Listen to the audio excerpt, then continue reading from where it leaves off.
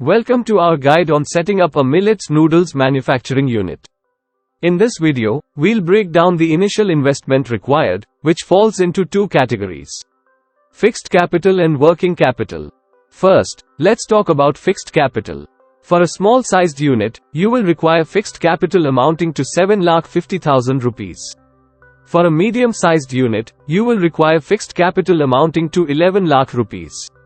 This includes investment in long-term assets such as the building, machinery, and equipment.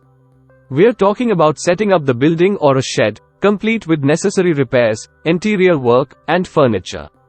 Remember, we've already discussed machinery and equipment in a previous video. Also included in fixed capital are expenses like insurance, licenses, and permits. Next, we have working capital. This is essential for your day-to-day operations. It covers cash on hand, about 15 months of inventory and receivables for up to 1 week. For a small-sized unit, you will require working capital amounting to 2,50,000 rupees. For a medium-sized unit, you will require working capital amounting to 3 lakh rupees.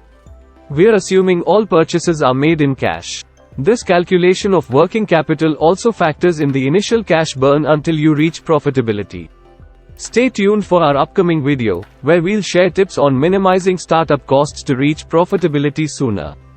So, the total capital investment for your Millets Noodles manufacturing unit stands at 10 lakh rupees for a small-sized unit and 14 lakh rupees for a medium-sized unit.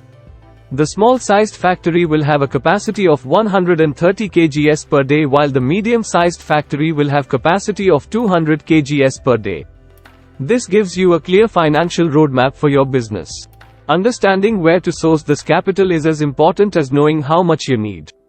Fixed capital and working capital have different roles, hence their sources should be distinct. Fixed capital is invested in assets that stay in your business for a long time, like the plant and machinery. It's called fixed because it doesn't convert to cash quickly.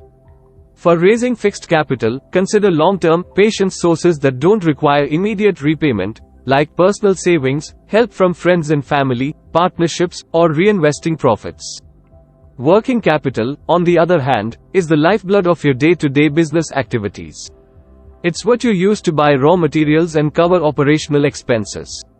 It's called working capital because it keeps moving with your sales cycle, which can range from a week to 3 months. Suitable sources for this can be short to medium term, possibly involving fixed repayments.